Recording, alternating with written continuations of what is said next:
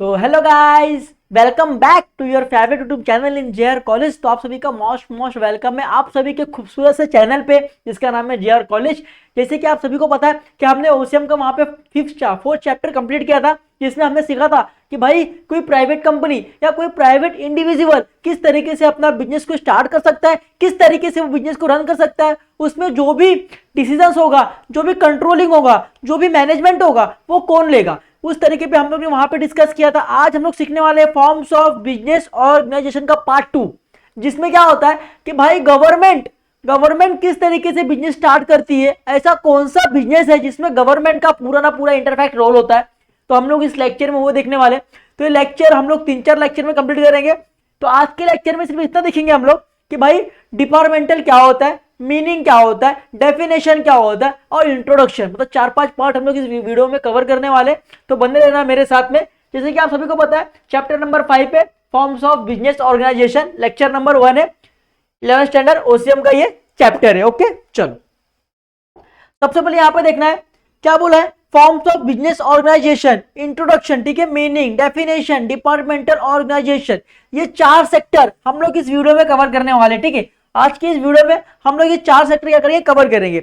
अब सबसे पहले पता करते हैं कि भाई ये फॉर्म्स ऑफ बिजनेस ऑर्गेनाइजेशन, अब ऐसा बिजनेस मैंने आपको बताया था कि जो बिजनेस में गवर्नमेंट का रोल नहीं होता है, जिस बिजनेस में गवर्नमेंट का रोल नहीं होता है, वहां पे क्या लगता है, वहां पे पीवीटी लिमिटेड लगता है। भैया ये प्राइवेट कंपनी है, यहां गवर्नमेंट का कोई रूल्स एंड रेगुलेशन नहीं है। अगर जिस कंपनी को पूरा ना पूरा गवर्नमेंट चलाती है, पूरा गवर्नमेंट डिसीजन लेती है, उसको बोलते हैं limited company, public limited company, ठीक है। तो पब्लिक में आगे नहीं कुछ लगता है, खाली लिमिटेड लगता है, ठीक है। जिस कंपनी को गवर्नमेंट चलाएगी, जैसे कि रेलवेज की कंपनी है, तो वहां पे क्या आएगा, रेलवेज लिमिटेड, मतलब वहां पे प्राइवेट का कोई अथॉरिटी नहीं है, वहां पे पूरा का पूरा किसका रोल है, गवर्नमेंट का रोल है, ठीक है। चलो इंट्रो देखते हैं, इंट्रो में समझ में आएगा आपको क्या बोला है। In India there is a coexistence of private and public sector, ठीक है। अपने इंडिया में 2 तरीके से बिजनेस होता है, एक तो पब्लिक सेक्टर और एक तो प्राइवेट सेक्टर। अगर मैं बात करूं प्राइवेट सेक्टर की, तो प्राइवेट में भाई कोई भी इंडिविजुअल पर्सन अपना बिजनेस स्टार्ट कर सकता है और अपने मोटिव, अपने प्रॉफिट्स को क्या कर सकता है, अचीव कर सकता है। But in the public sector में भाई गवर्नमेंट का पूरा रोल होगा, पूरा डिसीजन गवर्नमेंट का होगा, उसमें किसी बंदे का इंटरेक्ट नहीं होगा, किसी बंदे का, बाहर के बंदे का इंटरेक्ट नहीं होगा। जो भी होगा पूरे का पूरा रोल किसका, गवर्नमेंट का होगा। जो भी करेगी गवर्नमेंट करेगी, अपने हिसाब से करेगी, उसमें कोई भी इंटरफेयर नहीं कर सकता, ठीक है। चल, private sector organisations are owned and managed by the individual और ग्रुप ऑफ इंडिविजुअल। मैंने आपको बताया कि जो प्राइवेट सेक्टर है उसको भाई इंडिविजुअल आदमी चालू कर सकता है, उसका डिसीजन, उसका कंट्रोलिंग पावर, उसका मैनेजमेंट, उसकी सारी चीजें कौन करेगा, इंडिविजुअल पर्सन करेगा। But public sector organisations are owned by the government. जो भी पब्लिक सेक्टर की इंडस्ट्रीज होगी, कंपनीज होगी, फर्म्स होगी, चाहे जिसकी बात करो आप, उसको अगर गवर्नमेंट ही सिर्फ क्या करेगा, मैनेज करेगा, और उसके डिसीजन लेने के हक किसके पास रहेगा, ओनली गवर्नमेंट के पास रहेगा, ठीक है। क्लियर है। चलो फिर क्या बोला है, private sector aims at a profit maximisation while public sector aims at providing reliable service to the customer. अब जो प्राइवेट बिजनेस करता है भाई, सिंपल सी बात है, अगर मैं प्राइवेट बिजनेस कर रहा हूं, मैं खुद का पैसा लगा रहा हूं, मैं डिसीजन ले रहा हूं, तो मेरा क्या होगा, मैक्सिमाइजेशन, कि प्रॉफिट का माना जितना हो सके मैं उतना क्या करूं, बिजनेस से प्रॉफिट अर्न करूं। बट गवर्नमेंट का ऐसा नहीं होता है। गवर्नमेंट का होता है कि भाई जितने पब्लिक रह रहे हैं, जितने people in the society, in the India में रह रहे, इन द कंट्री में रह रहे, उनको कहीं ना कहीं क्या करे, सर्विस देना, उनको सर्विस प्रोवाइड करना is the most AIIMS of the government. But is the most aims to the private sector company is only maximization on our profit. All the profit maximization is the most aims to the private sector companies. And the public sector की मैं बात करूं तो सिर्फ members को क्या देना, service provide करना, ये गवर्नमेंट सेक्टर की बात होती है दोस्तों। चलो आगे देखते हैं, आगे क्या बोला है देखो। In the pre-independence period, public sector undertaking were set up in areas like post and telegrams, airlines, railways, etc. After independence, public sector was undertaken as a part of industrial policy in 1956. आपका देश आजाद हुआ था 1947 में। 1947 के बाद government ने क्या किया कि भाई अब सुविधा करना था कुछ ना कुछ, अब कहीं ना कहीं कुछ ना कुछ इंडिया के लिए डेवलप भी करना था, तो उन्होंने क्या किया, एक एक्ट बनाया, एक पॉलिसी बनाया 1956 के द्वारा। देखो इंडस्ट्रियल पॉलिसी 1956, उन्होंने क्या किया, उसमें रेलवे के बारे में काम किया, फिर आपने किस में काम किया, देखो रेलवे में काम किए, फिर टेलीफोन में काम किए, फिर आपने किस में काम किए, एयरलाइंस में काम किया उन्होंने। मतलब कि भाई ये सब सारी चीजें उन्होंने क्या किया था कि ये सब गवर्नमेंट का है। पोस्ट ऑफिस, जो कि आपको पता है कि चिट्ठी यहां से वहां जाती थी उस टाइम पे, अगर आपने यहां से कुछ पोस्ट किया तो 2-3 दिन के बाद सामने वाले को मिलती थी। तो ये सब में गवर्नमेंट ने क्या काम किया, बोला कि ये डिपार्टमेंट अलग अलग रहेगा, पोस्ट ऑफिस का डिपार्टमेंट अलग रहेगा, एयरलाइंस का डिपार्टमेंट अलग रहेगा, रेलवेज का डिपार्टमेंट अलग रहेगा, एंड मतलब जो भी और वैरायटी ऑफ रहेंगे, जो इंश्योरेंस फील्ड होंगे, वो सारे के वैरायटी क्या होंगे, अलग अलग डिपार्टमेंट में होंगे, और अलग अलग डिपार्टमेंट अलग अलग तरीके से क्या होगा, चलेगा, रन होगा। ठीक है, ये उन्होंने आफ्टर इंडिपेंडेंस के बाद उन्होंने बोला था। 1947 के बाद 1956 के पॉलिसी को मद्देनजर रखते हुए उन्होंने डिसीजन लिया था कि भाई पोस्ट ऑफिस रेल अपना गवर्नमेंट के हाथ में रहेगी, रेलवे, एयरलाइंस, टेलीफोन्स, ये सब किसके हाथ में रहेगी, गवर्नमेंट के हाथ में रहेगी। ये सब गवर्नमेंट इसको क्या करेगी, मैनेज करेगी, इसके डिसीजन लेके उसको अपने इंडिया में चलाएगी, सर्कुलेट करेगी। ठीक है, चलो फिर मीनिंग क्या बोलता है, public sector organisation are those organization which are owned, financed, managed and controlled by the government are coordinating of government। बोला है कि भैया पब्लिक सेक्टर एक ऐसा से ऑर्गेनाइजेशन है जिसको पूरे तरीके से कंट्रोल करना, मैनेज करना, उसको डिसीजन लेने या उसका ऑनर कहें तो वो कौन होगा, वो सिर्फ गवर्नमेंट होगा। कौन होगा, सिर्फ सरकार होगा। जो भी इंडिया का सरकार होगा उसको ये अथॉरिटी होगी।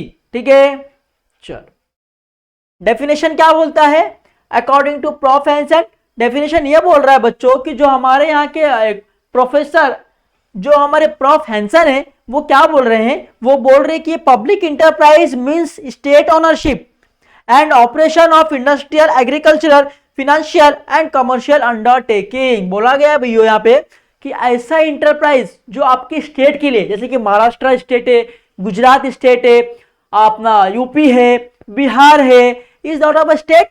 अब स्टेट के अलग अलग जो भी भाई जो भी होंगे वो कौन लेगा, वो स्टेट का जो भी सीएम होगा वो लेगा। मतलब जो भी सरकार का आदमी होगा, जो भी सरकार का एम्प्लॉयज होगा, जो भाई जीत के आया होगा, जिसके हाथ में मतलब पावर होगा, सरकार के हाथ में पावर होती है, तो सरकार अपने अपने स्टेट के लिए अलग अलग काम करते हैं, अपने इकोनॉमी के लिए, अपने पीपल्स के लिए, अपने पब्लिक सेक्टर के लिए, कि भाई कहीं ना कहीं हमारे जो जनता रहते हैं हमारे स्टेट में उनको क्या हो, इसके फायदा हो, इनको क्या हो, सर्विस मिल सके। उसके ऊपर क्या करती है हमारी जो हमारे स्टेट के हमारे जो बोलते हैं ना पॉलिटिक्स होते हैं, जो सरकार होते हैं, वो क्या करते हैं हमारे अलग अलग वेस पे क्या करते हैं, वो काम करते हैं। जैसे कि एग्रीकल्चर बेस हो गया, अब वो एग्रीकल्चर के लिए कुछ ना कुछ क्या करेंगे, लॉन्च करेंगे, पॉलिसी करेंगे कि बंदे ज़्यादा से ज़्यादा एग्रीकल्चर करे, जिससे क्या हो, ज़्यादा से ज़्यादा अनाज होए और सभी जितने हम लोग कंट्री में रहते हैं सभी को मिल सके, हमारे कंट्री में भूखमरी ना आ जाए, हमारे स्टेट में भूखमरी ना आ जाए। इससे चलते चलते वो क्या करते हैं, सारे स्टेट पे क्या करते हैं, नज़र रखते हैं। इसके लिए हर 5 ईयर में, 6 ईयर्स में जो होता है इलेक्शन आपका, हर 5 ईयर्स में वो इलेक्शन इसके लिए होता है कि भाई अलग अलग स्टेट के अलग अलग मुख्यमंत्री होंगे, सीएम होंगे, तो सीएम क्या करेंगे, अपने अपने स्टेट के लिए अपने अपने डिसीजन लेके काम करेंगे और अपने कंट्री को एक साथ अच्छे तरीके से चला सकेंगे। ठीक है, चलो अब यहाँ पे बोला गया डिपार्टमेंटल ऑर्गेनाइजेशन के कुछ फीचर्स बोला गया है। तो सबसे पहले यहाँ पे देखना है हमें, यहाँ पे क्या बोला है, departmental organisation the organisation which is owned and manage, ये मीनिंग है, owned and manage, control and finance by the government is the department organisation. Departmental organisation एक ऐसा ऑर्गेनाइजेशन है बच्चों जिसे पूरे तरीके से गवर्नमेंट क्या करता है, मैनेज करता है, कंट्रोल करता है on the owner of the government. उसका ऑनर भी कौन होगा, गवर्नमेंट होगा। उसको बोलते हैं डिपार्टमेंटल ऑर्गेनाइजेशन। और ये it is the oldest form of business organisation. ये क्या है, एक एल्डेस्ट फॉर्म है, मतलब बहुत पुराने तरीके से ये चलते हुए आ रहा है। ठीक है, departmental organisation perform it all activities as an integral part of government only. अब डिपार्टमेंटल ऑर्गेनाइजेशन में भाई पूरे तरीके से क्या होगा, सिर्फ गवर्नमेंट का क्या होगा, इंटीग्रल पार्ट होगा। गवर्नमेंट उसके अंदर जो भी डिसीजन लेना होगा गवर्नमेंट लेगी। इसमें कोई बाहर का बंदा या बाहर का कोई प्रोप्राइटर, कोई फैमिली फर्म, कोई पार्टनरशिप फर्म आके डिसीजन लेने वाले है क्या? नहीं डिसीजन लेगी ना भाई वो। इसमें जो भी डिसीजन होगा कौन लेगा? ओनली गवर्नमेंट लेगा बच्चों, ठीक है, क्लियर है। चलो आगे देखते हैं। पोस्ट क्या बोला है देखो, part of government, the minister in charge of ministry is head of this organisation. अब इस ऑर्गेनाइजेशन का कोई एक बंदा होगा जो मेन होगा, तो वो कौन होगा? वो होगा मिनिस्टर। जो भी मिनिस्टर होता है, जो भी हेड मिनिस्टर होता है, वो इस गवर्नमेंट कंपनी का क्या होता है? हेड होता है। क्या होता है? हेड होता है, मालिक होता है दोस्तों, ठीक है। चलो फिर क्या बोला है देखो, आगे देखते हैं। क्या बोला है? फीचर्स, पहले एग्जाम्पल भी देख लेते। एग्जाम्पल कौन कौन सा है? Example of the departmental form of organisation are the post office, railways, defence, industries, radio, public utility services etcetera. Post office है अपने गवर्नमेंट के हाथ में, रेलवेज है, डिफेंस मतलब जहां पे मिलिट्री वाले जाते हैं, देखो मिलिट्री फौजी लोग जाते हैं उसको बोलते हैं डिफेंस, तो वो भी उनके हाथ में है। इंडस्ट्रीज, कुछ बड़े बड़े इंडस्ट्रीज जो कभी भी गवर्नमेंट उसको चला रही है, तो कुछ इंडस्ट्रीज भी गवर्नमेंट के हाथ में है। रेडियो पब्लिक, जो बोलते हैं ना रेडियो पब्लिक न्यूज वगैरह के हाथ में भी गवर्नमेंट के हाथ में, ज्यादा गवर्नमेंट के हाथ में है। तो इस सबको जो मैनेज करती है वो कौन करती है? वो गवर्नमेंट करती है। अब गवर्नमेंट के जो भी डिसीजंस होंगे वो गवर्नमेंट के पीपल लेंगे, ना कि आपको यहाँ पे चांसेस मिलेंगे। यहाँ पे जो भी गवर्नमेंट के इंप्लॉइज होंगे, जो भी गवर्नमेंट सेक्टर के प्रोफेशनल्स होंगे, वो यहाँ पे क्या करेंगे? पूरे तरीके से ऑलमोस्ट डिसीजन लेंगे और बिजनेस को क्या करेंगे? रन करेंगे। क्योंकि इनका जो मोटिव होता है ना बच्चों, इनका मोटिव नहीं होता कि उनका प्रॉफिट अर्न करना है। इनका मोटिव होता है कि भाई जो भी हमारे कंट्री में, जो भी हमारे स्टेट में पीपल्स रह रहे हैं, उनके लिए कहीं ना कहीं कुछ ना कुछ उनको सर्विस मिल सके, जिससे वो अपना काम धाम बढ़ा सके और खुद को ग्रो कर सके। इससे क्या होगा? इकोनॉमी का भी क्या होगा? ग्रोथ होगा। तो ऐसे ऐसे कुछ पॉलिसी, ऐसे ऐसे कुछ डॉक्यूमेंट्स, ऐसे ऐसे कुछ प्लान्स गवर्नमेंट क्या करती है? लॉन्च करते रहती है बच्चों, ठीक है। चलो आगे देखेंगे फीचर्स। अब इसमें कुछ फीचर्स होगा, कुछ खासियत होगा कंपनीज में। तो क्या खासियत है देखिए। पहला खासियत ये है कि manage by the government, departmental organisation is manage by the concern government departmental minister at the top is responsible to the parliament for its operation. अब डिपार्टमेंटल ऑर्गेनाइजेशन एक ऐसा ऑर्गेनाइजेशन है बच्चों जिसे कौन करती है? मैनेज, गवर्नमेंट मैनेज करती है, गवर्नमेंट उसे कंट्रोल करती है। और उसका जो भी मिनिस्टर जो होते हैं वो क्या होते हैं? टॉप होते हैं। वो क्या करते हैं? डिसीजन लेने के रिस्पॉन्सिबल होते हैं अपने पार्लियामेंट में। अभी आपको पता है कि हमेशा हर एक 1 मंथ 2 मंथ कभी भी ले लो, एक पार्लियामेंट बैठती है। अब पार्लियामेंट में जितने मिनिस्टर है वहां पे आएंगे और पार्लियामेंट में बोलते हैं कि भाई हमारे इस स्टेट में इस चीज की कमी है, हमारे स्टेट में ये चीज करना चाहिए, हमारे स्टेट में ये चीज लागू करना चाहिए। तो वो पार्लियामेंट में वो अपनी अपनी बातें बोलते हैं। तो जब पार्लियामेंट में वो बातें बोलेंगे तो पार्लियामेंट से वहां से एक एक्ट पास होगा कि ठीक है आपको इतना फंड दिया जा रहा है, आप अपने स्टेट के लिए क्या करो? काम करो। तो इस तरीके से जो भी आपके स्टेट के सीएम होंगे, चीफ मिनिस्टर होंगे, वो क्या करेंगे? पार्लियामेंट में हमारे स्टेट में क्या चीज की कमी है, क्या चीज चल रहा है, क्या क्राइसिस है, क्या डिफिकल्टीज है, क्या प्रॉब्लम्स है, उस चीजों के बारे में क्या करेंगे? पार्लियामेंट में बताएंगे। तो पार्लियामेंट से क्या होगा? उसके लिए एक फंड पास होगा और उस फंड से हमारे स्टेट के लिए वो काम होंगे, ठीक है। क्लियर है? पक्का? श्योर? आगे बढ़े। चलो सेकेंड क्या बोला है? Delegation of authority, the downward delegation of authority is affected from the top executive to every part of the organization। मतलब भाई जब भी कुछ डाउनलोड हो रहा है, जब भी कुछ भी मतलब अपने सपोज इकोनॉमी में कुछ भी खराब हो रहा है, सपोज अभी अपना कंट्री चल रहा है, ठीक है, अभी कंट्री चल रहा है, अब ऐसा कुछ हो रहा है जहां से मतलब इकोनॉमी का ग्रोथ क्या हो रहा है? लेस हो रहा है। ऐसा कुछ गवर्नमेंट कर रही है जिससे इकोनॉमी का क्या हो रहा है? ग्रोथ लेस हो रहा है। तो उसमें क्या होगा कि जो भी अथॉरिटी होगा वो क्या करेगा? डायरेक्ट अफेक्ट, किसको अफेक्ट करेगा? टॉप एग्जीक्यूटिव को। किसको? जो भी आपके मिनिस्टर होंगे उनको क्या करेगा? वो अफेक्ट करेगा। और every part of the business organisation, मतलब कि जितना भी ऑर्गेनाइजेशन होगा, जितना भी गवर्नमेंट का ऑर्गेनाइजेशन होगा, सब पे क्या करेगा? वो इफेक्ट करेगा। तो डिलीगेशन ऑफ अथॉरिटी मतलब अगर आपको, मैं सपोज अगर पार्लियामेंट में आप बैठे हो, अगर पार्लियामेंट में आपको सबके अथॉरिटी दे दिया जाए तो सब कुछ इंपॉसिबल है, कुछ भी आप कर सकते हो तो ये चीजें नहीं होगा। बट पार्लियामेंट में सब मिनिस्टर वहां पे बैठते हैं, तो सबके बोलते हैं ना, सबके माइंड से एक प्लान पास होता है, तो वो प्लान क्या होता है? ऑलवेज सक्सेस हो जाता है, ठीक है। चलो फिर क्या बोला देखो, third, finance, finance bye the government. Finance मतलब पैसा। अब पैसा कौन खर्चा करेगा? सिंपल सी बात है, जब गवर्नमेंट का बिजनेस है, जब गवर्नमेंट का भाई डिपार्टमेंट है तो गवर्नमेंट पूरे तरीके से क्या करेगी, उसमें अपना इन्वेस्टमेंट करेगी, इसमें तो कोई देने वाला नहीं है। अगर गवर्नमेंट का पैसा है तो ठीक है, नहीं तो गवर्नमेंट क्या करती है, एक बिल बनाती है, उसको बोलते हैं ट्रेजरी बिल। अगर सपोज गवर्नमेंट को लाख रुपए चाहिए, गवर्नमेंट को क्या चाहिए, लाख रुपए चाहिए, तो गवर्नमेंट क्या करेगी, 1 लाख का एक ट्रेजरी बिल बनाएगी, ठीक है, और बोलेगी बैंक को कि भाई ये ट्रेजरी बिल मेरा 1 लाख का है, ठीक है, मैं इसको आपको 95,000 में दे दूंगा। गवर्नमेंट क्या करेगी, बैंक को बोलेगी भाई आप मुझे 95,000 दो, और ये ट्रेजरी बिल मैं आपके पास गिरवी रख रहा हूं 1 लाख का। जब 3 महीने के बाद, अगर 3 महीने का मुझे चाहिए, 3 महीने के बाद मैं आपको पूरे 1 लाख क्या करूंगा, पे करूंगा।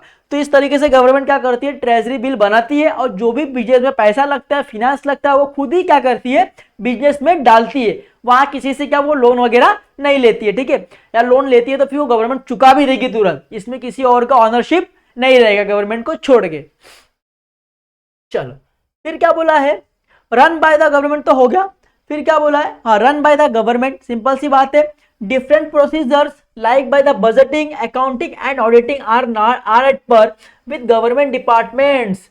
अभी आपको पता है कि भाई हर गवर्नमेंट का एक सीए होता है, गवर्नमेंट जो भी होता है उसमें क्या होता है, एक पर्सनल सीए होता है जो कि गवर्नमेंट के सारे कंपनीज को क्या करता है, रिसर्च करता है, उसका एनालिसिस करता है, उसका प्रॉपर अकाउंटिंग बनाता है बच्चों, ठीक है। और बजटिंग, बजटिंग के लिए पता ना आपको कि एक मिनिस्टर होते हैं जिसको क्या बोलते हैं आप लोग, फाइनेंस मिनिस्टर होते हैं, बोलते हैं ना फाइनेंस मिनिस्टर, वो क्या करती है, बजट क्या करती है, हर एक ईयर में आपको बताती है कि हमारे कंट्री का ये बजट था इस साल का, इस साल का ये बजट था। मतलब कि जो भी हमारे गवर्नमेंट करते हैं हमारे पब्लिक सोशल के लिए, जो भी पैसा खर्चा करते हैं उसका हर एक साल में एक बजट बनता है। तो वो बजट क्या होता है, पब्लिक को शो करते हैं कि भाई आप लोग भी देखो कि हमारी जो सरकार है, हमारी जो गवर्नमेंट है वो किस तरीके से काम कर रही है। तो उस बजट में क्या होगा आपको सब समझ में आ जाएगा। अगर आपने देखा नहीं है तो प्लीज आप यूट्यूब पर सर्च करो कि बजट क्या होता है, आपको मालूम पड़ेगा और आपको अपने कंट्री की बजट वहां पे दिखी जाएगी, ठीक है। चलो फिर क्या बोला गया, government employees since it is an integral part of the government, the staff of the enterprise is treated equally with other civil servants for all purposes with others government employees. जैसा बोला गया कि गवर्नमेंट इंप्लॉयज क्या मतलब कि भाई जो internal जो पार्ट है वो क्या करते हैं, गवर्नमेंट के स्टाफ देखते, जो भी अंदर का पार्ट है वो गवर्नमेंट के स्टाफ देखते। अगर बाय चांस कहीं बाहर का कुछ लग रहा है, जैसे कि अभी सपोज एक रोड पास हो रहा है, अब एक रोड पास हो रहा है, ठीक है, अब गवर्नमेंट एक रोड पास कर रही है, अब एक कंट्री में एक जो प्राइवेट सेक्टर को बोल रही है भाई कि ये रोड बनाना आप कितना लोगे, अब प्राइवेट वाला बोलता है कि लाख रुपए लूंगा। अगर गवर्नमेंट का और प्राइवेट का क्या हो गया, साइन हो गया, एक डॉक्यूमेंट बन गया, एग्रीमेंट बन गया और गवर्नमेंट ने उसको दे दिया, तो अब ये तो नहीं कि भाई वो गवर्नमेंट के अंदर आ गया, नहीं, अब वो रोड बनाएगा, जो भी पैसा होगा वो गवर्नमेंट उसको देगी, बट नाम किसका होगा, गवर्नमेंट का होगा कि इसने गवर्नमेंट ने बनाया, बनाया कोई भी हो बट पैसा कौन दे रहा है, पैसा गवर्नमेंट दे रहा है, तो नाम किसका होगा, गवर्नमेंट का होगा। तो इसको क्या बोलते हैं, गवर्नमेंट के इंप्लॉइज ने रोड बनाया, मतलब गवर्नमेंट के इंप्लॉइज ने ये काम करवा के दिया है। समझ में आ रहा है। चलो अभी आगे देखेंगे मेरिट्स। अब इसके फायदे क्या है, अगर कोई भी डिपार्टमेंटल ऑर्गेनाइजेशन अपने बिजनेस अपने इंडिया में स्टेबलाइज हो रहा है तो उसके लिए फायदे क्या है, उसके मेरिट्स क्या है बच्चों, मेरिट्स देखेंगे फायदे क्या है। फायदे ये है कि डायरेक्ट कंट्रोल, सिंपल सी बात है भाई, इसमें क्या हो रहा है, कोई अनदर पार्टी या कोई अनदर मेंबर आके कंट्रोल करने वाला नहीं है, जो भी कंट्रोल करेंगे हमारे गवर्नमेंट कंट्रोल करेंगे। और गवर्नमेंट के पास अच्छे अच्छे एक्सपर्ट्स होते हैं, अच्छे अच्छे प्रोफेशनल्स लोग होते हैं जो कि अपने अच्छे अच्छे माइंड से वो क्या करते हैं, अच्छे तरीके से क्या करते हैं, रन करते हैं, ठीक है। चलो सेकंड पॉइंट क्या बोला है, direct revenue to the government. Simple सी बात है, अगर कुछ भी प्रॉफिट हो रहा है, कुछ भी प्रॉफिट अगर हो रहा है, सपोज रेलवे चलती है, अब रेलवे हमारे यहाँ पे चलती है, रेलवे की टिकट बहुत कम है, 15 रुपए, 15 से 20 रुपए में आप अच्छा से सफर कर सकते हो, बट रेलवे की कम प्राइस में आप खुद से सफर कर सकते हो क्या, नहीं। अगर आप बाइक लेके जाओगे, अगर आपको यहाँ से जाना है, सपोज यहाँ से आपको जाना है 30 किलोमीटर दूर, तो बाइक से जाओगे तो 400-500 लग जाएंगे, बट अगर आप ट्रेन से जाओगे तो आपका काम 10 से 5 रुपए में हो जाएगा। मतलब कहीं अगर आपको क्या सर्विस मिल रहा है गवर्नमेंट की तरफ से, बट उससे भी जो प्रॉफिट होता है वो डायरेक्ट उसको मिलेगा, डायरेक्ट गवर्नमेंट के रेवेन्यू में जाएगा, डायरेक्ट गवर्नमेंट के रेवेन्यू में जाएगा कि भाई हमारे देश से हमको इतना इनकम आ रहा है और इतना इनकम जा रहा है। वो सब सारी चीजें एक बजट में बताया जाता है कि कम इंडिया का रेवेन्यू क्या है, इंडिया का एक्सपेंडिचर क्या है, या अपने स्टेट का रेवेन्यू क्या है, या स्टेट का एक्सपेंडिचर क्या है। इस सारी चीजों के ऊपर एक बजट बनता है पर ईयर। ओके चलो, क्योंकि आपको पता है कि 1 अप्रैल से लेके 31 मार्च तक का ये हमारा फाइनेंशियल ईयर होता है। तो 1 अप्रैल से लेके जो भी 31 मार्च तक जो भी गवर्नमेंट एक्सपेंडिचर करेगी या जो भी गवर्नमेंट को रेवेन्यू मिलेगा उसका एक बजट बनता है कभी 1 अप्रैल को, ठीक है। क्लियर है? चलो 31 मार्च में खत्म होता है बिजनेस, फिर बनता है, ठीक है। चलो फिर क्या बोला, less overheads has departmental organisation are operated by government themselves the administrative overheads charges are less. Simple सी बात है भाई, यहाँ पे जो भी खर्चा होगा वो बहुत कम होगा। क्यों कम होगा? क्योंकि भाई गवर्नमेंट मैनेज कर रही है, और गवर्नमेंट को भाई हर एक जगह क्या होता है, फायदा मिलता है। क्योंकि गवर्नमेंट के लिए टैक्स नहीं होता ना। अगर अभी बिजनेस कोई करेगा तो वहां पर टैक्स भरना होगा, बट गवर्नमेंट करेगी तो गवर्नमेंट पे कोई टैक्स होता है क्या? बच्चों नहीं होता। क्योंकि गवर्नमेंट क्यों कर रही है? गवर्नमेंट अपने इंप्लॉयज के लिए कर रही है, क्योंकि उनके इंप्लॉयज को कहीं ना कहीं सर्विस मिले। तो गवर्नमेंट को यहाँ पे टैक्स फ्री होता है, और गवर्नमेंट को क्या होता है, कुछ भी करने के लिए यहाँ पे पैसे जो होते हैं कम लगते हैं, क्योंकि गवर्नमेंट को बहुत ज्यादा छूट मिलता है। गवर्नमेंट बोलते हैं ना, एक अपने फील्ड में बहुत एक्सपर्ट्स है, ठीक है, समझ में आ रहा है? चलो फिर क्या बोला है, qualified staff this organisation are properly manage and supervise by the quality staff.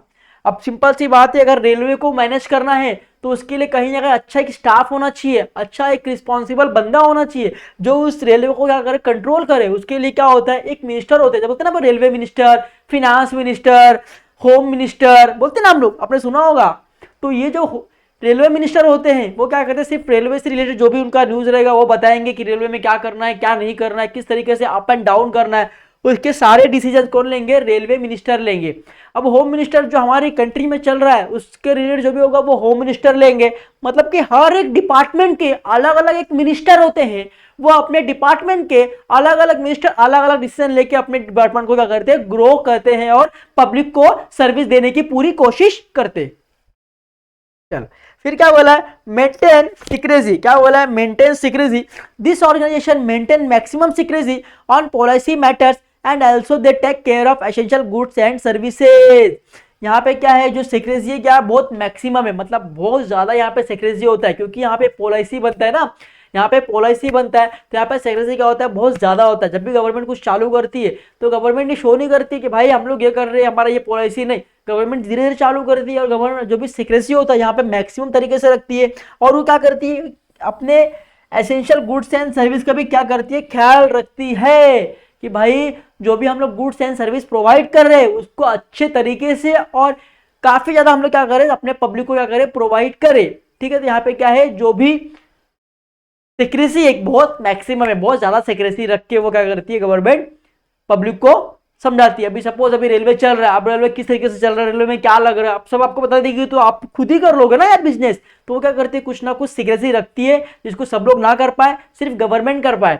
तो यहाँ पे गवर्नमेंट के बिजनेस में क्या होता है, जो सिक्रेसी होता है वो गवर्नमेंट बहुत ज्यादा होता है, और ये सिक्रेसी ओनली गवर्नमेंट तक ही रहता है, गवर्नमेंट के बाद डिस्प्यूट नहीं होता है। ठीक है, चलो